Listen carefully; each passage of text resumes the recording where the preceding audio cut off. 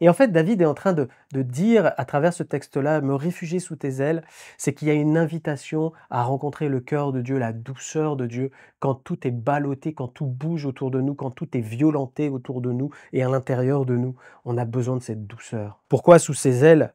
Parce que plonger dans la présence de la mère poule, par exemple, c'est être dans la paix. Dieu veut t'inviter dans sa paix, dans sa sécurité. Et en fait, Dieu veille sur ta vie. Il est comme cette poule-là. Bonjour à tous et à toutes, content de vous retrouver encore aujourd'hui. On plonge nos regards dans la parole de Dieu, psaume 61, verset 4. Je voudrais séjourner éternellement dans ta tente, me réfugier à l'abri de tes ailes. Amen. C'est un thème qui revient souvent dans les Écritures.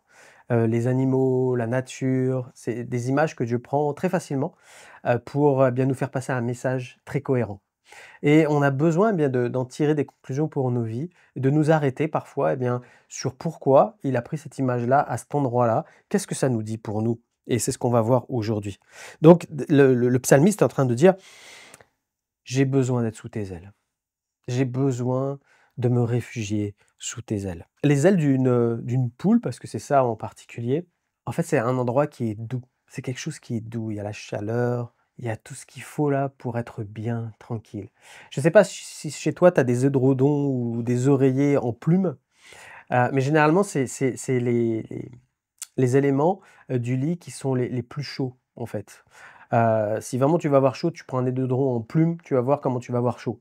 Les gens qui mettent des doudounes, par exemple, quand ils ont froid, ils mettent des doudounes pas avec des choses, polystyrène ou polyester, pardon, voilà. Ils mettent des choses avec, des plumes de canard et compagnie. Moi, je me rappelle dans le temps, on avait des grosses doudounes là avec les copains de la cité et c'était rempli de plumes de canard. Je dirais pas la marque du truc, mais en tous les cas, voilà, dès qu'on mettait ça, on avait chaud, quoi. Et c'était doux, t'avais envie d'être dedans, de rester dedans, de vivre dedans. Tu rentrais à la maison, tu l'enlevais pas tout de suite, quoi. Tu étais bien dedans. Et en fait, David est en train de dire à travers ce texte-là, me réfugier sous tes ailes, c'est qu'il y a une invitation à rencontrer le cœur de Dieu, la douceur de Dieu, quand tout est ballotté, quand tout bouge autour de nous, quand tout est violenté autour de nous et à l'intérieur de nous. On a besoin de cette douceur de Dieu, la douceur de la présence de Dieu. Matthieu 11, 29. Prenez mon joug sur vous et recevez mes instructions, car je suis doux et humble de cœur, dira Jésus, et vous trouverez quoi? Du repos pour vos âmes. Donc Jésus est en train de dire, viens, viens dans ma présence, viens dans la douceur de ma présence, viens prendre du repos, viens là, et tu seras bien. Dieu t'invite aujourd'hui, toi qui peux être ballotté par les événements. Pourquoi sous ses ailes? Parce que plonger dans la présence de la mère poule, par exemple, c'est être dans la paix. Dieu veut t'inviter dans sa paix, dans sa sécurité. Les poussins, en fait, quand ils voient un danger, c'est pas les poussins d'eux-mêmes qui vont sous les ailes de la maman. Dans une basse-cour, en fait, la poule, c'est elle qui voit le danger et qui avertit ses poussins qu'il faut venir sous ses ailes. C'est assez marrant, ça. Parce qu'en fait, les poussins, ils voient rien. Ils sont là à picorer, ils tournent à gauche, à droite. Et puis, en fait, la maman, elle surveille, elle surveille, elle surveille. Dès qu'elle voit un prédateur, un danger, elle les avertit et tous les petits poussins courent vers elle et puis elle les prend, quoi. Elle les protège. Et en fait, Dieu veille sur ta vie. Il est comme cette poule-là. Et en fait, David, s'il peut se réfugier, c'est parce que Dieu veille sur sa vie et qu'il l'avertit des dangers. Et Dieu veut t'inviter aujourd'hui à écouter bien ce que le Saint-Esprit veut te dire, t'enseigner, parce qu'il connaît ce qui se passe dans ta vie. Et il veut t'avertir de grands dangers, te les faire éviter afin que tu restes heureux dans ta situation. Jean 14, versets 26-27, mais le consolateur, l'Esprit Saint, que le Père enverra en mon nom, vous enseignera toutes choses et vous rappellera tout ce que je vous ai dit.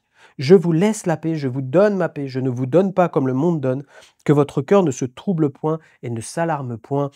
Amen. La troisième chose qu'on trouve sous les ailes, en fait, une poule, qu'est-ce qu'elle fait? Elle fait pas seulement rassembler ses poussins, mais elle est prévoyante. En fait, elle place sous ses ailes tout ce qu'il faut à manger pour ses poussins parce qu'elle ne sait pas combien de temps ils vont rester là à l'abri. Donc en fait, elle a déjà préparé plein de nourriture et c'est un vrai festin pour les poussins. Ils trouvent plus sous les ailes de la mère que quand ils vont dans la basse-cour chercher. C'est assez marrant. Donc en fait, dès qu'ils viennent, alors là, ils ont à manger, ils restent là tranquillement. Ils sont bien nourris. Et c'est vrai qu'on est tellement bien nourris dans la présence de Dieu.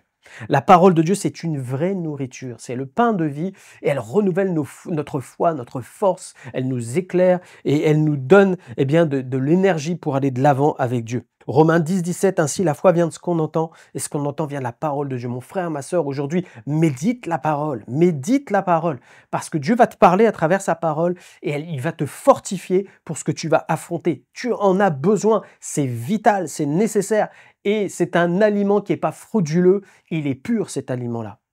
Rappelle-toi, le peuple d'Israël, Dieu leur disait chaque matin, allez chercher la manne. Chaque matin, prends la manne pour toi, mais aussi pour ceux qui t'entourent, parce que Dieu va se servir de toi à travers ce qu'il va déposer dans ton cœur pour bénir ton entourage.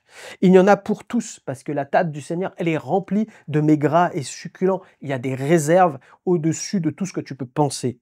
Alors viens te nourrir dans la présence de Dieu par la parole de Dieu. Mais si on peut bien se réfugier sous les ailes de notre Dieu, c'est parce que Jésus-Christ a payé le prix, j'aimerais te le rappeler. Et te le rappeler à travers cette histoire. Un jour, c'est un fermier qui a une basse-cour et donc il a plein de poules et cetera et puis il avait une poule qui était sur des œufs et qui est en train, bien sûr, d'être là, de préparer la venue des poussins et hem et puis, tout d'un coup, la nuit, il y a un feu qui s'est déclaré dans le poulailler. Lui, il a rien vu et en fait, tout le poulailler a brûlé. Tous les animaux sont morts et puis il est venu vers cette poule-là qui était dans le poulailler et puis il a vu que la poule, en fait, était calcinée, mais que les œufs étaient préservés en dessous. Et en fait, elle avait donné sa vie pour sauver la vie de ses poussins. Et j'aimerais te rappeler que si tu peux te réfugier sous les ailes de Dieu, c'est parce que Jésus-Christ a payé le prix. Il y a la colère de Dieu qui est tombée sur lui. Et que c'est ce qu'il a voulu pour que tu sois un enfant de Dieu, dans la présence du Père, rempli du Saint-Esprit, fortifié par sa parole, nourri par sa parole et conduit par le Saint-Esprit. Jésus-Christ a payé le prix pour toi. Ne l'oublie jamais. Et c'est pour ça qu'il t'invite. C'est pour ça que Dieu t'invite dans sa présence. Ne refuse pas, ne fais pas comme ce que je vais déclarer là avec ce verset. Ne refuse pas l'invitation de Dieu, mais viens te blottir dans les bras de ton Père.